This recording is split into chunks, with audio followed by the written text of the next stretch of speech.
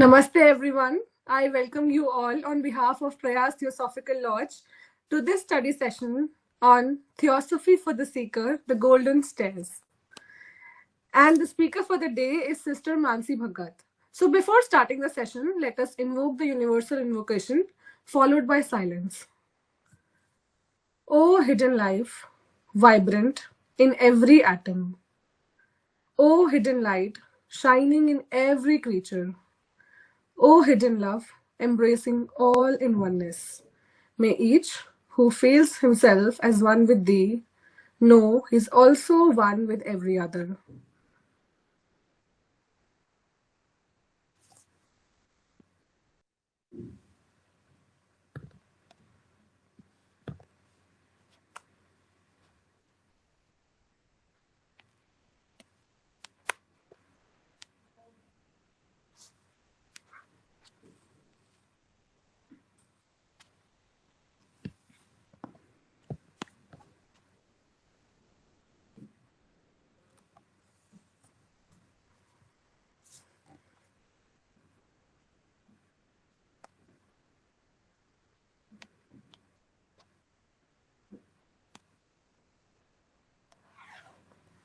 Come back, everyone. Thank you for joining. So let us start today's session. As we all know, the speaker for the day is Dr. Mansi Bhagat. Dr. Mansi Bhagat is by profession working as a homeopathic doctor in ASIC Hospital in New Delhi. And she is an active member of the Theosophical Society. She was introduced to Theosophy in 2011 by Dr. Rajiv Gupta, current president of the Delhi Theosophical Federation. She became member of the Shankar Lodge in 2016. Currently, she is the secretary of Delhi Theosophical Federation. She is also propagating Theosophy under the flagship of Delhi Theosophical Federation through writing articles on Theosophy. She has started YouTube channel known as Audiobooks Theosophy. She's also managing the Instagram official DTF channel Pearls of Wisdom.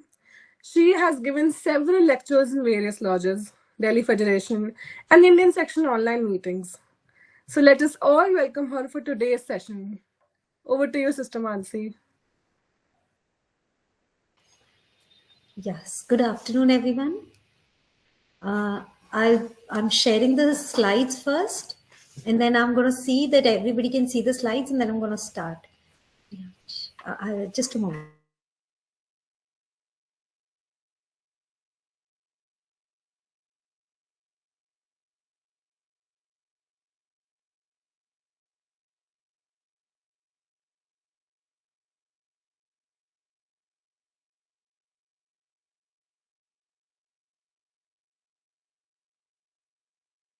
Volume. So, is the screen clear to everyone? Yes. And I'm audible. Fine. So I'll begin with the Golden Stairs. The Golden Stairs, as you all know, was given by Madam Helena Petrova Blavatsky. This was in the year 1890. And these are the given set of instructions which come and appear in the Collected Writings, volume 12. Collected Writings were all the collection of the articles and whatever Madam Blavatsky had written over the years. So this was in the Collected Writings, volume 1 to volume 15, and volume 12 is where the Golden Stairs appear. So these are a given set of instructions for the seekers who are not just trying to understand Theosophy, but now are going to live through the principles of Theosophy. So these are 13 sentences. I am going to read them together, and then we are going to unveil each and every sentence and its meaning one after the other. So the Golden Stairs are a clean life, an open mind, a pure heart, an eager intellect, an unveiled spiritual perception, a brotherliness for one's co-disciple, a readiness to give and receive advice and instruction, a loyal sense of duty to the teacher, a willing obedience to the behests of truth. Once we have placed our confidence in and believe that teacher to be in possession of it, a courageous endurance of personal injustice, a brave declaration of principles, a valiant defense of the ideal of human progression and perfection, which the secret science depicts. These are the golden stairs, up the steps of which the learner may climb to the temple of the divine wisdom. So, the first sentence to appear is a clean life. In principle, what does it mean? If I say the word principle, first of all, we need to understand what is the meaning of this word principle. Principle is a given set of a belief system that we have made for ourselves. And now we are going to follow it. So we are trying to follow it and apply it in our life. So if I say the principle is clean life, what does it mean? It means cleanliness. Now, cleanliness is for all the three lower bodies. At the level of the physical body, we can simply understand that we need to have a good diet. We need to have good exercise of the physical body. For the good health, we also need proper sleep. We need to keep our body clean always. And we need to have vegetarian food. This is for the theosophical student who is now going to live the theosophical life. So in order to live that theosophical life, cleanliness is the first step.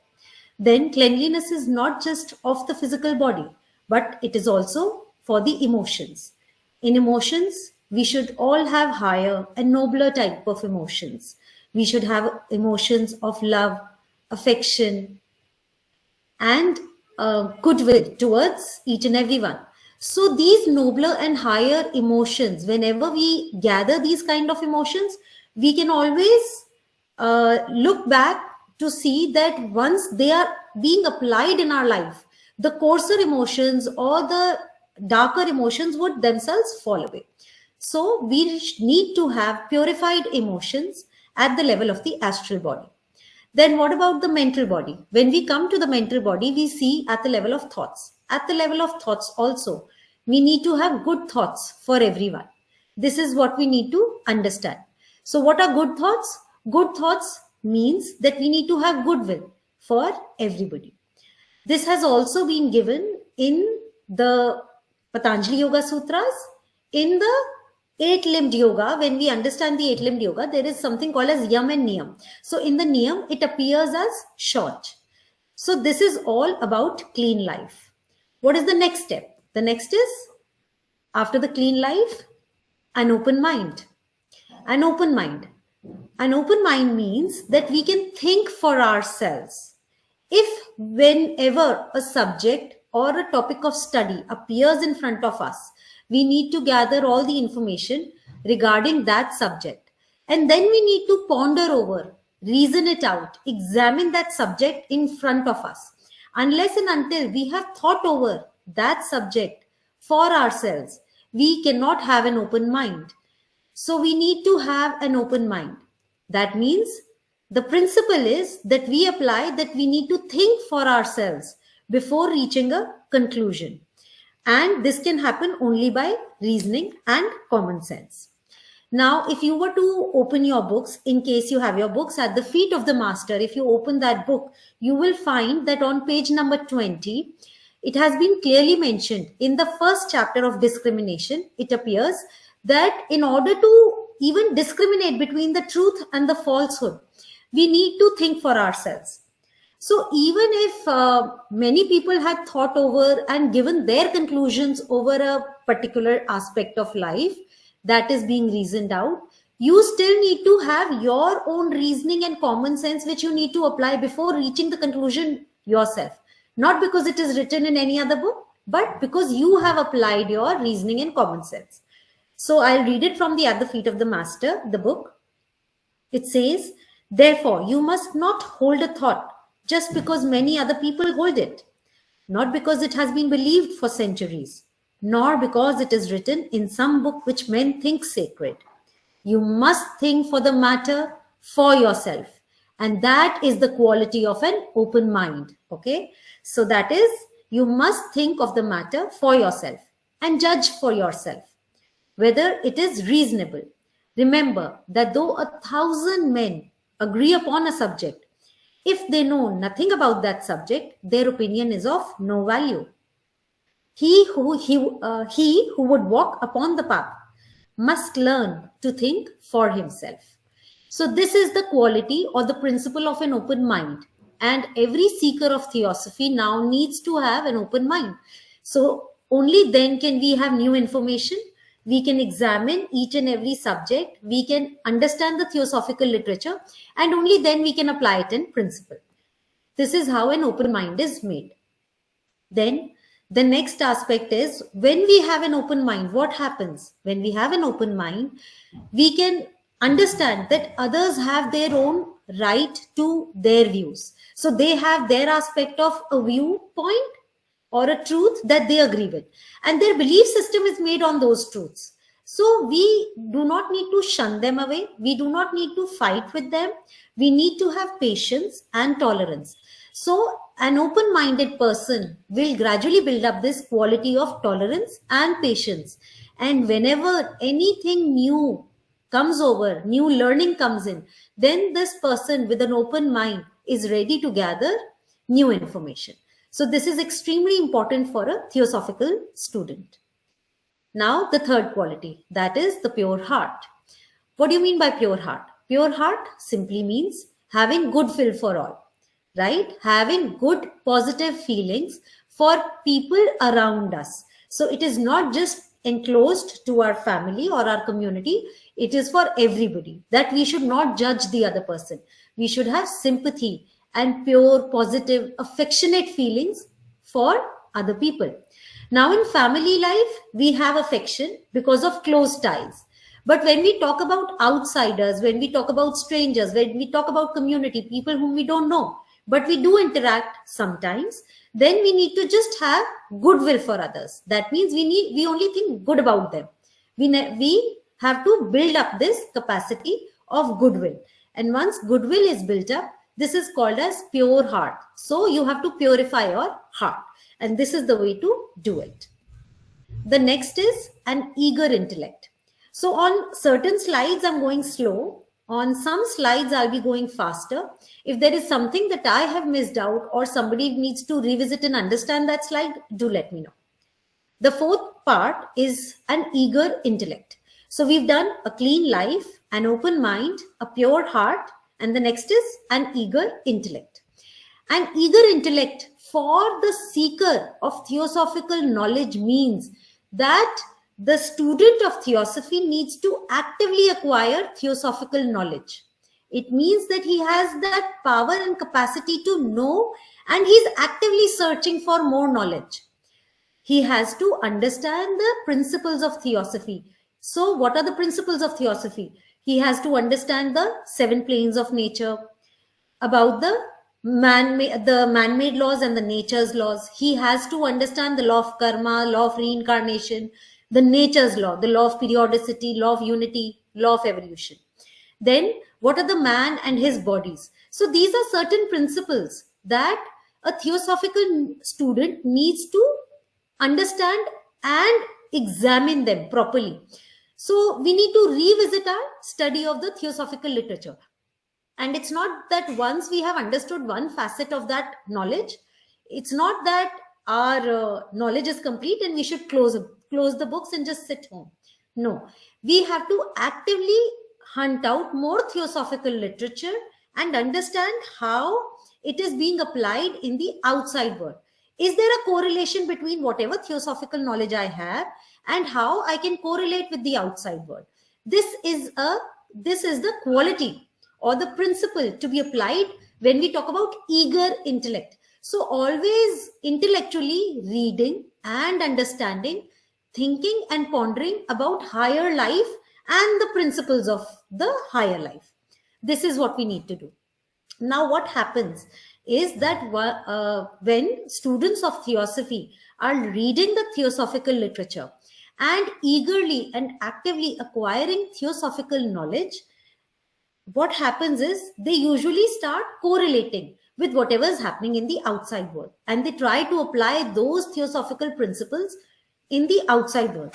When this faculty of correlating the theosophical literature with what is happening in the outside world is gradually building up, then the seeker develops a new faculty or power, and this is called as Vivek or discrimination. It is also called as unveiled spiritual perception, which is the fifth point that has been given in the golden stairs. So what is the quality of Vivek? The quality of Vivek is when we have intellectually been acquiring theosophical knowledge, thinking over that, pondering over it for ourselves. Not because it is written in the book, so I'm reading it and I'm just accepting it as my own. No. You have to think over what is written in the book and is it correct or not, according to my judgment, as I see it, with reasoning and common sense. Is it correct or not, as we have discussed earlier? So when you start doing it, this quality of Vivek or discrimination unveils. And if we go to the book again, At the Feet of the Master, in the first of the qualifications is discrimination, which is given on the the page number 3. So the first of these qualifications is discrimination. And this discrimination is the discrimination between real and the unreal, which leads men to enter the path. So this is the unveiling, the natural unfolding which is taking place. It is not that I can, dig out Vivek or discrimination for myself. It is only when we apply the theosophical principles actively in our life is when this quality of Vivek is going to flower. And the real and the unreal, that is the power to choose between right and wrong, between real and unreal, starts unfolding. So this is a quality which is always maturing. So it's the unfolding which happens very gradually. It's not that Vivek unfolds and it unfolds in one go. No, it's always unfolding gradually. So the more we will read the theosophical literature, the more we will try to apply and understand the principles of theosophy, the more will this unveiling or maturity of this spiritual perception, the Vivek, will take place. And the person will know what to do and what not to do in a given situation. So what is important, what is unimportant, what is useful to me, what is useless to me, what is truth, what is falsehood. All these qualities of discrimination will start unfolding and he will walk and follow the path of spirituality. So this is the maturity of the spiritual perception. Now in the Patanjali Yoga Sutras, it has been written that Gyan Deepti is the beginning point of Viveka, and Vivek Khyati is the full maturation of Viveka. That is discrimination. When it has fully matured, then it is called as Vivek Khyati. So it's a long journey of discrimination which is gradually unfolding. This is what we need to understand. The next is a brotherliness for one's co-disciple.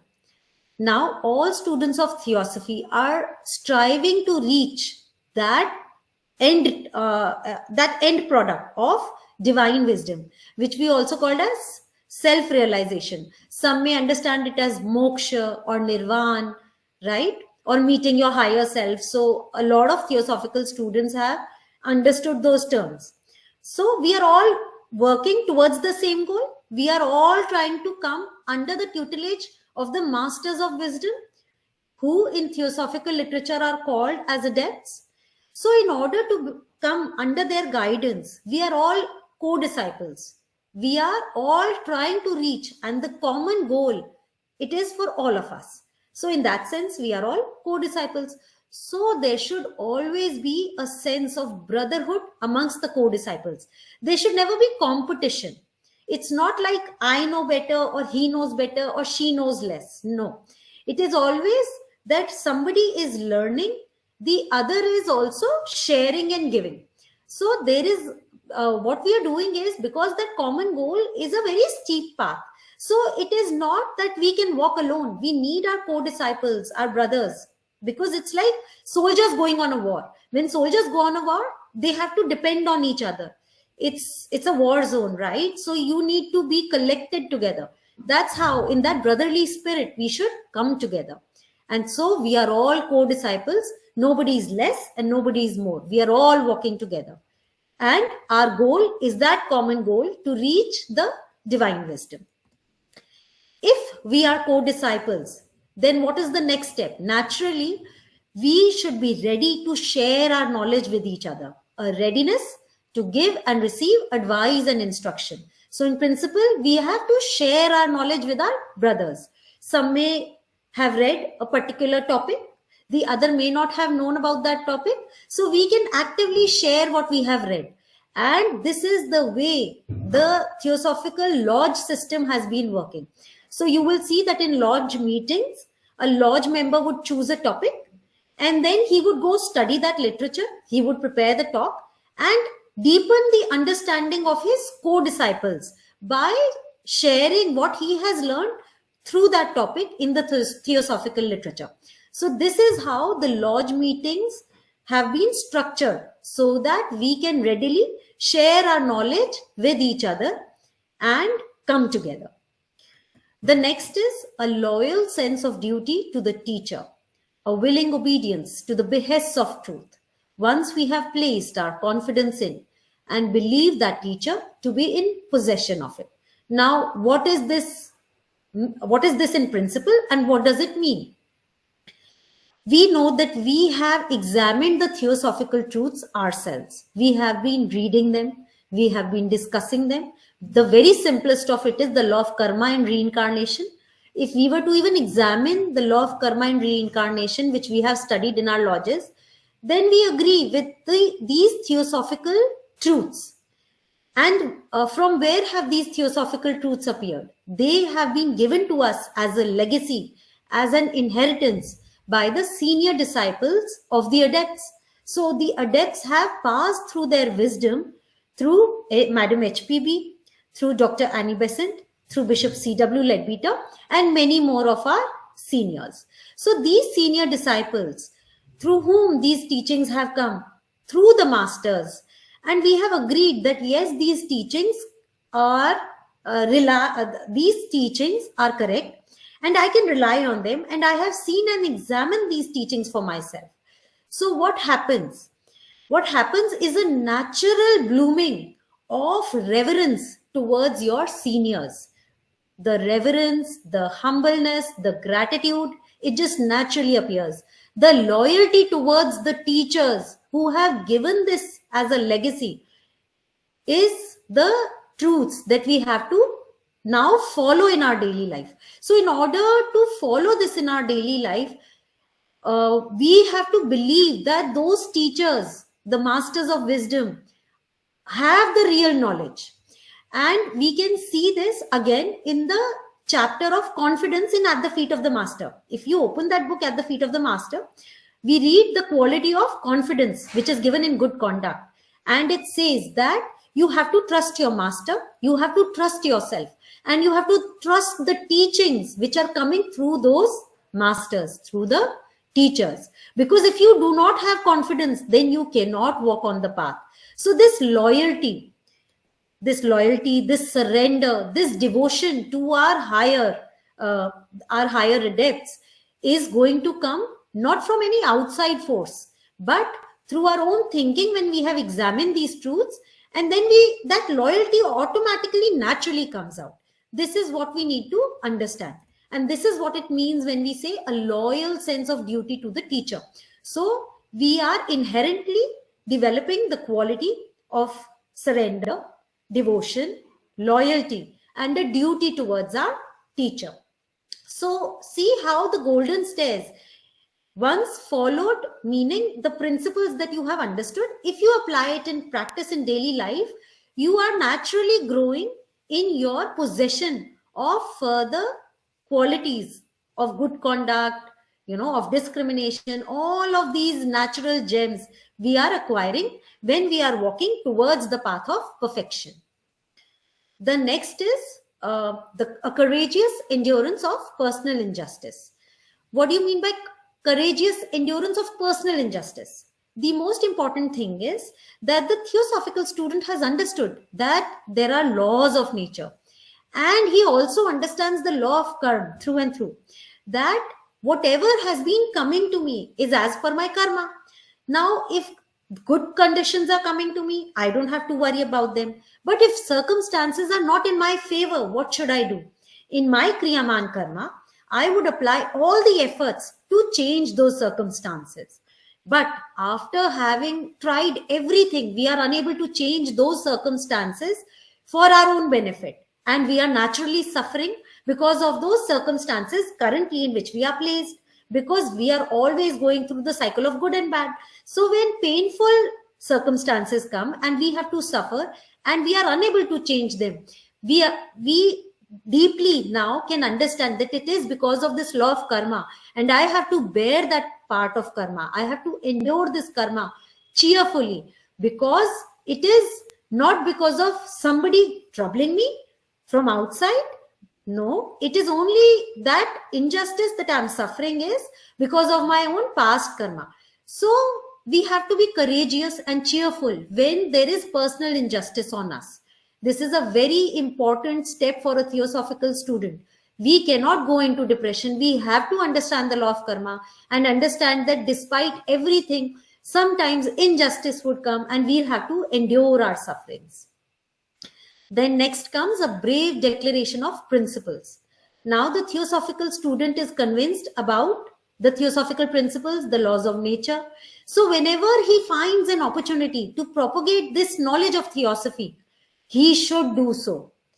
But at no time the theosophical student should argue or try to convince the other person who's a non-theosophist. Let's suppose you meet someone, you are discussing karma, you are discussing reincarnation. So without even revealing the theosophical literature or the word theosophy, we can still talk about karma, and we can give our share of theosophical wisdom to the other person by declaring the principles of theosophy or the law of karma in a natural, unfolded way. We do not fight, we do not argue. If we get the opportunity, that is. But if somebody is not ready to understand it, then we let him have his view for that time. But whenever we get a chance, we have to declare those principles of theosophy and live by them. This is extremely important for us going when we are walking towards the path of perfection. The next is valiant defense of those who are unjustly attacked. Now, theosophical students cannot turn a blind eye to those who are being unjustly attacked. In your opinion, if you see that somebody is being targeted or bullied, then you have to see, as per your discrimination, what is the step that you have to take. So if you go again to the book At the Feet of the Master and you go to the chapter of desirelessness, then on page number 40, you will see that there is a last paragraph which says that if somebody is placed under you and you are supposed to, it's your duty to guide the other person who's naturally placed under you, either because of your profession or because he's part of your family, then it's your duty to tell him what is right and wrong. If some cruelty is happening, any unjust act is happening, then you have a right to participate and tell. In other places, like if you see, it says, if you see cruelty towards a child or an animal, it is also your duty to interfere. If anyone is breaking the law of the country, what should we do? We should inform the authorities. We cannot actively go and harm them or harm ourselves by protecting someone. If we go into a certain situation where we are harming ourselves and the other party and they will not listen to us, then we cannot just go in, barge in and sort out things. So we have to actively inform the authorities through whom the other people who are fighting or active cruelty, if it is happening in that side, they would be listened to by the authorities. If you are placed in charge of another person in order to teach him, it then becomes your duty gently to tell him of his faults. Except in such cases, mind your own business and learn the virtue of silence. So this is what we have to practice. And it only comes with natural unfolding of vivek or discrimination. And we have to choose how we have to protect or defend the people who are being unjustly attacked. Then a constant eye to the ideal of human progression and perfection, which the secret science depicts. The secret science is nothing but the theosophical knowledge which has been revealed to us in the modern era. See, a lot of people outside the Theosophical society usually do not agree with all these teachings. So there's a lot of materialism in the outer world. They naturally do not want to even understand these kind of texts or literature. So for them, it's a secret science. But for a student of Theosophy, the secret science has already been unveiled and we have been given part of the literature. So we have that knowledge as power which others don't.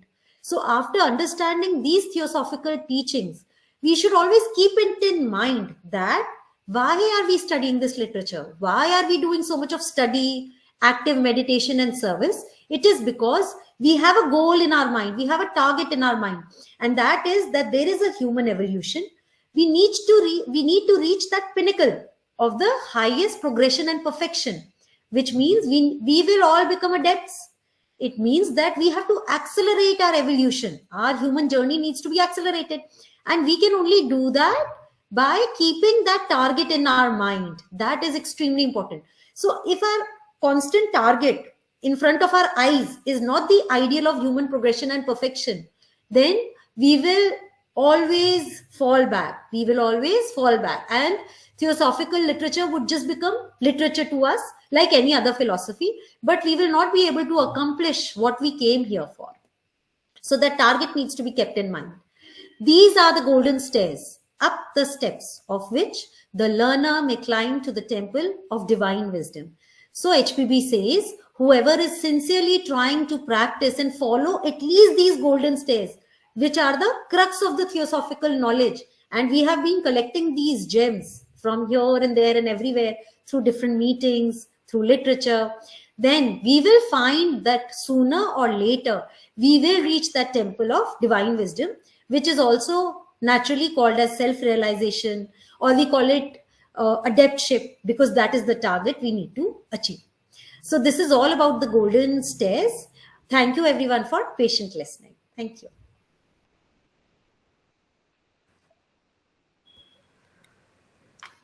Thank you so much, Sister Mansi. It was a wonderful session. I open the room for any questions or doubts. If anyone is having any doubt or question, they can ask.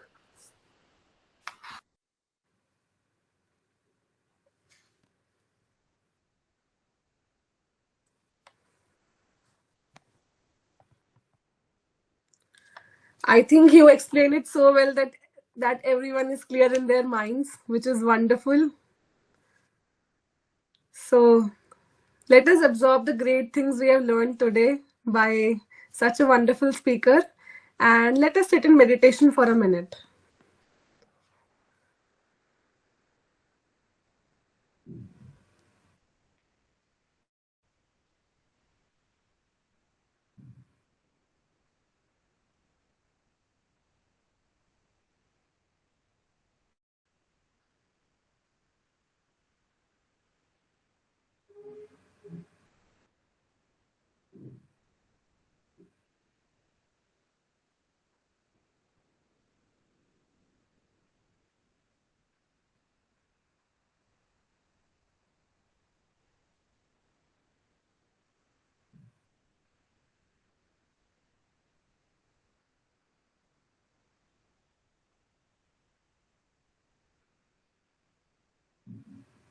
Come back, everyone.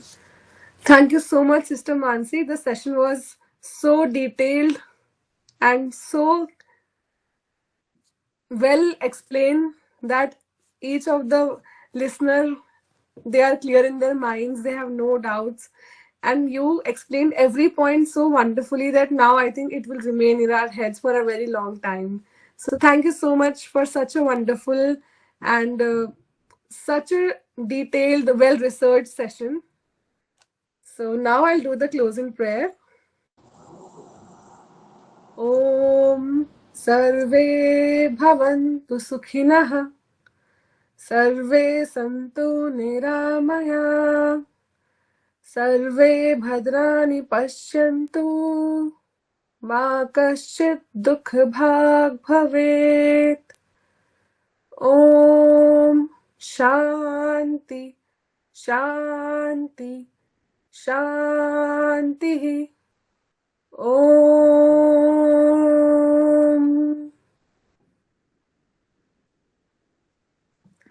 Thank you so much, Sister Mansi, once again. And thank you everyone for joining. Yeah. Thank you. everyone. Thank you, Mansi. Thank you. Thank you. We will meet next month once again and carry on with this session, with the series we have started. And thank you so much, Sister Mansi, for opening our series and giving such a wonderful session. Thank you so much. Thank you. Thank you.